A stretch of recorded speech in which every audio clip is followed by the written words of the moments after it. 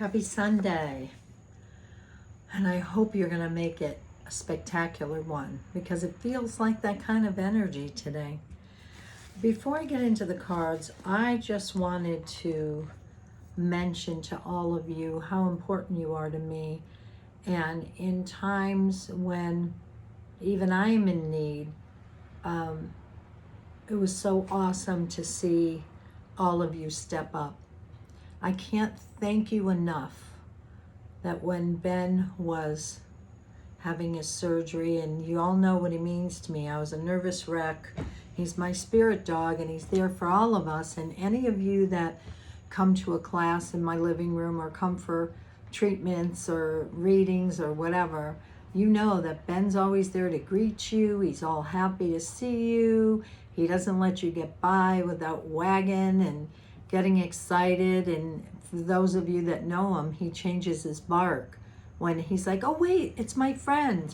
And he does that for most people unless it's your first time coming. And I just wanted to say the outpouring of love was amazing. And Ben had 100 people or close to it on when I posted it on Facebook, wishing him well, we're praying for you, we're sending Reiki. And it just brings me to tears, truthfully, because I know our animals, our kindred spirits, they don't last forever, but I'm not ready to let them go, and certainly not like this. So the fact that he pulled through even the surgery, because he was in there a long time, I know that that's because of the energy, the love. It's going to make me want to cry. The love and the outpouring of attention you sent to him just by cheering him on. And don't kid yourself, I'm sure he felt it too. So Gerard and I would both like to thank all of you for everything you did. And like I said on Facebook, I'll never forget it, because it's hard for me to ask, but I wasn't too proud to ask for Ben. So thank you. Also, I wanted to just say something about compassion. The signs of compassion are all around us, and it's pretty interesting when you stop to think about it, because also I had posted a GoFundMe a couple months ago from one of my friends, Sheila, and I couldn't believe how many of you stepped up to help her. And whether it was $10 or $100 didn't matter. It was the same energy and compassion that was behind everything. And I want to thank you so much. With everything going on in the world and how it filters in our own lives, in our personal lives, and in our neighborhood, community, and tribe, as we move forward, we are going to need to be there for one another. So not being able to handle or not having to handle everything ourselves, it's like, okay, who can I turn to? Who can I ask? And the fact that you stepped up, most of you, for someone you don't even know, is amazing. So I just wanted to say thank you, and thank you for all you people that do your jobs in an unconditionally loving way, and some people might say, well, they get paid to do their job. I don't know if you've noticed lately, but it's not like that at all. It's not like that. So we are in this place that it's when somebody does do their job, we're shocked that they do a good job because of the way things have been for a while. People getting sloppy with their work and not having worth ethics. And I know she'll never see this, but it doesn't matter. To Liz, who is at my animal hospital in Wilbraham, that was so kind to me when I was falling apart. And I'll never forget it. She came forward and she gave me such encouragement, and she said, I know you're worried, he's your baby, but you know, she gave me every positivity that I needed at that time. And we need to know that spirit works through the people around us, right? So it was pretty amazing. And she continued to coach me as I kind of, all of a sudden, it's amazing, right? When we know all of this, stay positive, put out positive thoughts, what are you attracting in? And the minute something close to home happens, it's like all of that goes down the tubes. At least with my Benny. I was like, nope, he's got to be okay. But the fact that there's always somebody there to pick us up, to shine the light on where we've forgotten the moment, is a really big deal. So I'm shining the light on all of you today. And for all your compassion, your love, and everything that are your gifts that you continue to bring forward in times of trouble, in times of difficulty, in times of negativity, whether it's personal or out there in the world. Just a reminder, I appreciate you and I appreciate your compassion. Keep up the good work. All right, so let's move on. I have a new deck. Dragons. Dragon Oracle cards by Diana Cooper. So we're going to start with pulling one of them.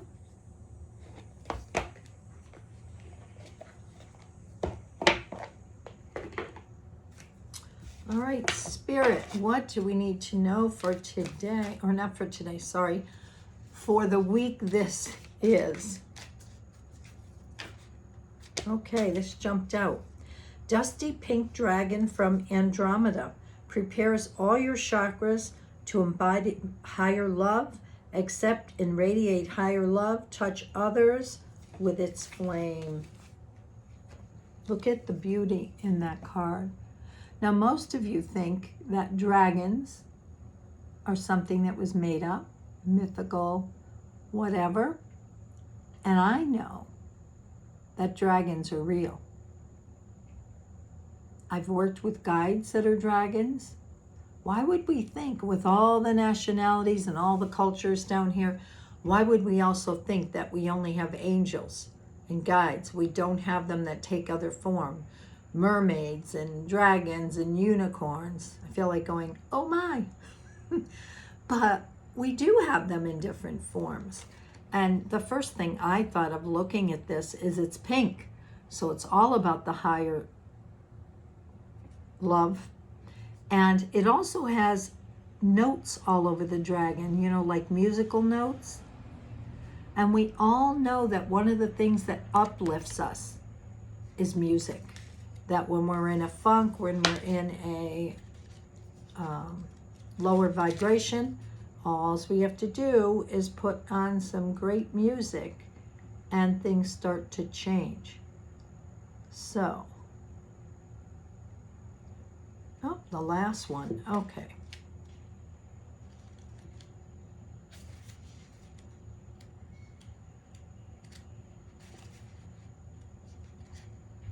Here we go. Receiving this card indicates that you are ready for higher love. I remember that song. I love it so much, but going way back. Stevie Winwood, and then it was redone again. The dusty pink dragon from Andromeda are suggesting it's time for you to carry the luminous light in all your spiritual energy centers. I love that word too, luminous. Touch your stellar gateway and star, soul star, on your crown, third eye, throat, heart, solar plexus, navel, sacral, and base, and earth star chakras. In turn, breathing in dusty pink and affirming, I accept and radiate higher love. As you do so, have a sense of these dragons, breathing pink into all of your chakras. You become a flame of pink love. Be aware you now have the power to touch anyone you meet with the flame of spiritual love. Know that when you work with the dusty pink dragons from Andromeda, you can make a huge difference to the ascension of the planet. And what I want to say about that is, yeah, pink, the heart, we think of that. When you see somebody now, know that we have this, right? Higher love, we have to believe. It's not seeing and then believing, it's believing and then seeing. So we want to see somebody suffering, shoot them out some pink dragon energy, some higher love. Somebody going by you, beeping a horn out of control, send it to them. It doesn't cost you anything. It's 2 seconds. The next card is from Rebecca Campbell, the Starseed Oracle.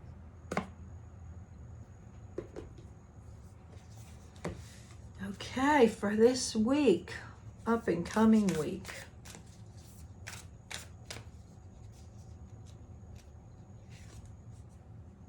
Perspective, none of this matters. Zoom out, common ground. Well, what this reminds me of is the void, right?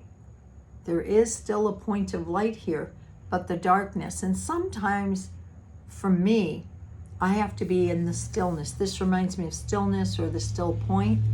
I have to be in stillness. And as I move into the stillness, I'm reminding that the light is right there when I'm ready, when I want to do my work, when I want to connect with people. I have to get to a higher perspective. And how do I get that? By going deeper within. So let's see what they have to say.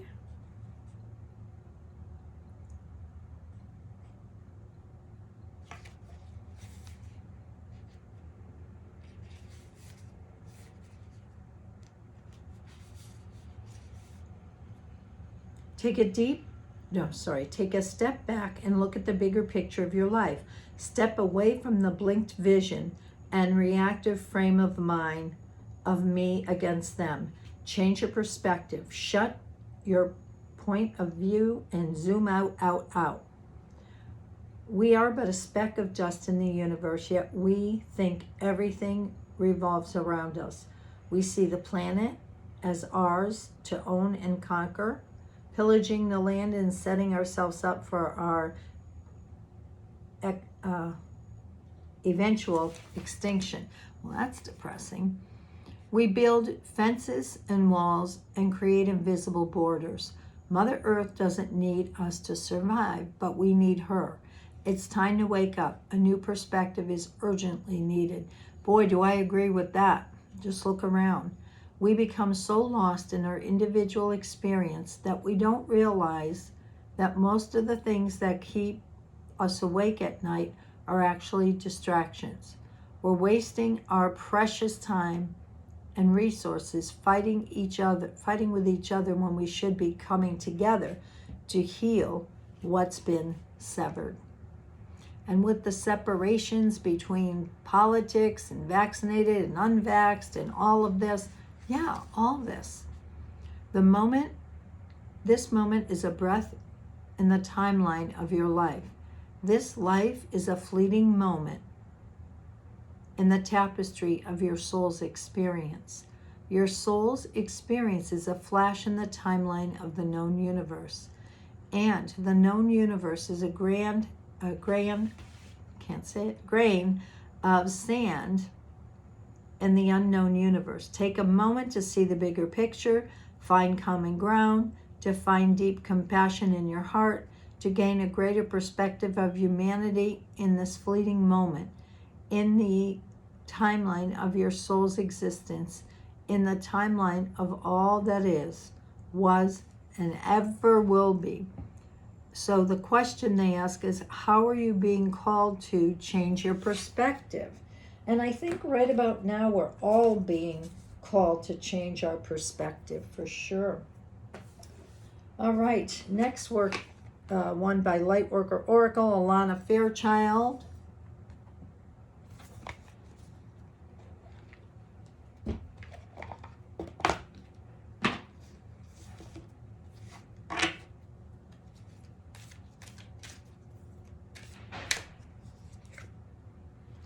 First ray, the ray of power.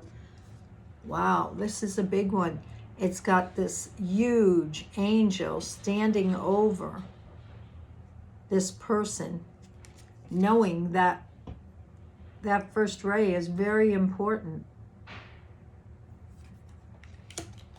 All right.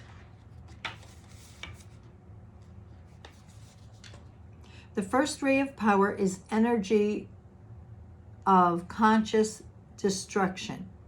It can be used in a healthy way to eliminate the past and allow for a fresh start. The first ray always carries the frequency of leadership. It can assist you to stand in the truth of your life so others can find their way by it. It helps us strengthen your willpower as you accomplish any task you desire. The Ascended Master El Moria brings you his particular blessing and encourages you to believe in your new strength and take the initiative on what matters most to you. If you are confused about which path to take or whether to continue a certain relationship, course of action, or lifestyle choice, the first ray of power will clarify matters for you. When it moves through your lives, whether it's holding us back will be removed, either through circumstances seemingly beyond our control or by our own actions based on a sudden inner knowing. When the first ray of power is indicated, a long-term plan that was once important to you may suddenly seem as though it needs to change or even be released altogether. Or you may suddenly get the motivation to go for something you have been dreaming of for a long time. Let's make it that one. Once this ray affects your life, your understanding of what is helpful and what is not can change overnight. The changes will feel very true, freeing, and hopeful. Those people's dreams and opportunities that remain in your life afterwards have survived the onslaught of divine will. This means the universe is confining that they are meant to be part of your journey at this time. The first ray of power also relates to masters of leadership and politics. Be open as to how your spiritual journey might be helpful in the world of politics, whether this be through aligning yourself with a cause that resonates deeply in your heart, or through bringing a more open and discerning viewpoint into the often disruptive world of politics. Speaking your truth will be very helpful at this time, not only for you, but also for those around you who are willing to hear your voice and make their own choices from a clearest place within. Don't be afraid to be heard. If your life purpose involves either driving a meaningful political cause forward or assuming a position of leadership in some other way, you'll feel the truth of this and be given encouragement from the Ascended Masters El Moria to trust yourself as a leader with heart and awareness. Finally, when this ray makes its way into your life, it is time to accept the loveliest gamblet being thrown down by the universe and gauntlet, and take your hands off the controls of your life. Detach and be curious. Oh, I like that. Detach and be curious. I want to write that down.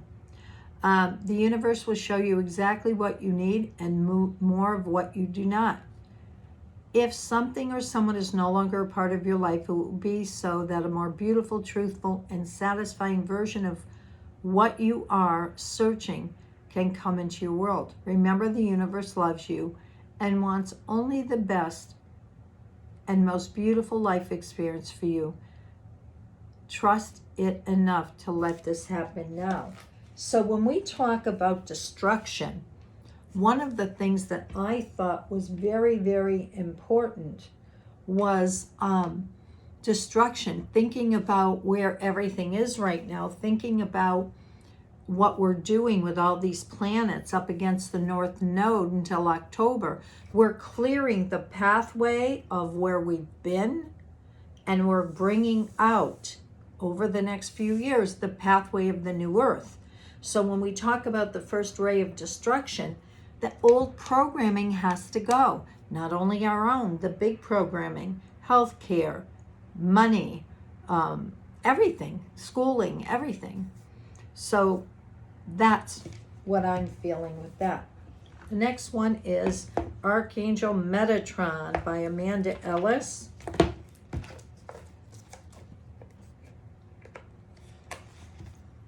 Okay.